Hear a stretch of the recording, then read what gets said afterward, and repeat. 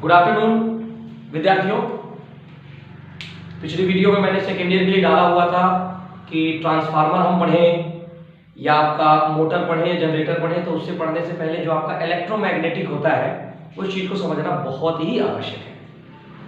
तो जब अपन इलेक्ट्रोमैग्नेट समझ लेते हैं तो चीज़ें हमारे लिए आसान हो जाती हैं। अब ये बताइए, हमें किसी समंदर में उतरना है या तैरना है और हमें तैरना नहीं आता और डायरेक्टली हमें उस चीज़ का कोई लॉन्ग वाला तरीका हमको बताए, तो क्या हमारे समझ में आएगा वो चीज़? बिल्कुल भी नहीं आएगा, ठीक है ना।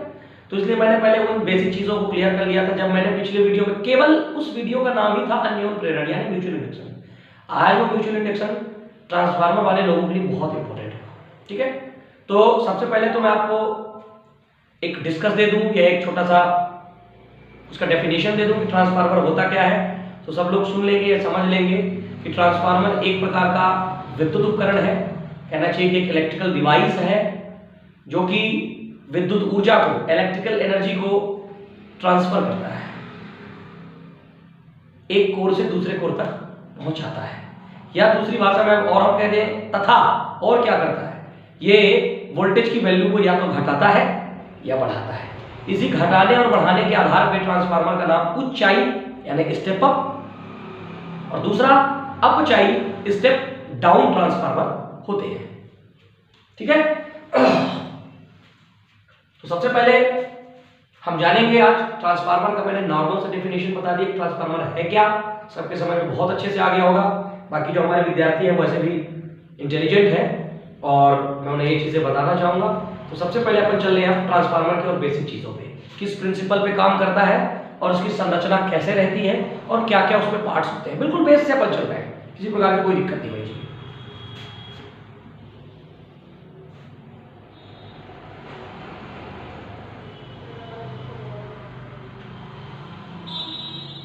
हम समझ लेते हैं ये ट्रांसफार्मर है। ट्रांसफार्मर में दो प्रकार के कोर होते हैं,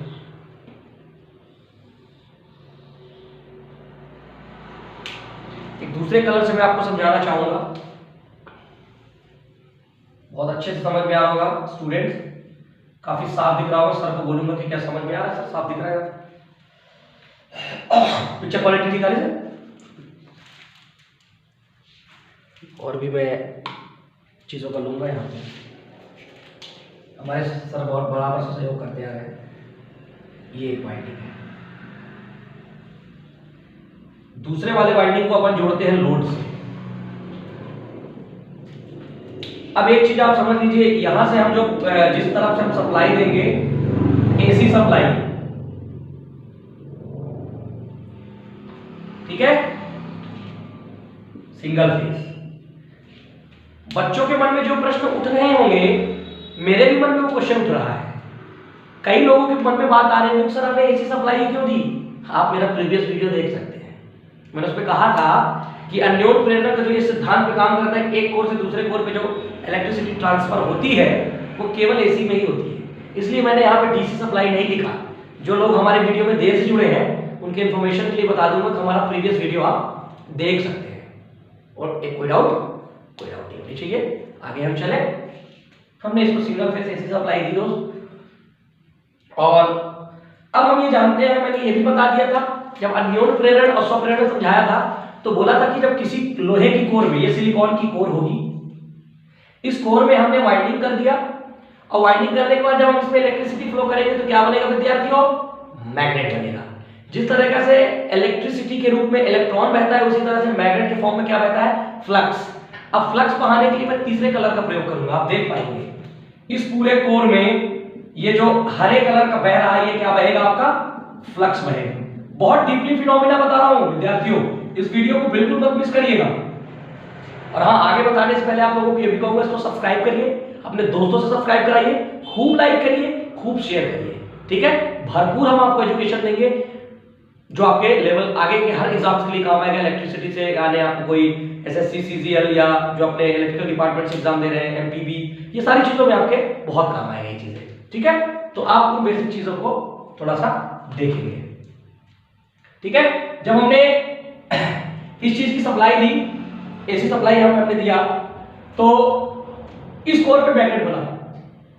अब ट्रांसफार्मर में ऑलरेडी एसी जो होती है इसकी क्वालिटी है कि अगर उसके सभी, अब इसमें मैग्नेट का गुण बना, इसके आसपास एक मैग्नेटिक क्षेत्र बन जाएगा और इस मैग्नेटिक क्षेत्र के पास में अभी भले दूर दिख रहा है लेकिन कोर काफी पास होते हैं एक्चुअल में, तो इसमें भी कूद के इसके गुण चले जाएंगे।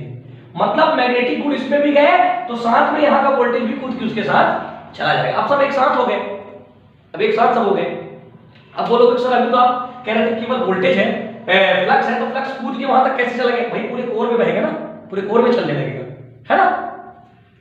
अगर आप कह रहे किसी पानी में अगर हम दूध मिला दें तो हम सोचें कि दूध को अलग कर दें तो ये थोड़ा सा डिफिकल्ट वर्क है। तो ठीक इसी तरीके से यहाँ पे फ्लक्स आपका साथ में रहेगा और साथ में वोल्टेज के साथ ये चीजें सेकेंडरी में ट्रांसफर हो जाएगा। सेकेंडरी में जब ट्रांसफर हो जाएगा तो वो चीजें हमें लोड के रूप में यहाँ पे मिलने लगेगी और हम यहाँ से इलेक्ट्रिसिटी की यूज करने लगेंगे, कंजप्शन करने लगेंगे।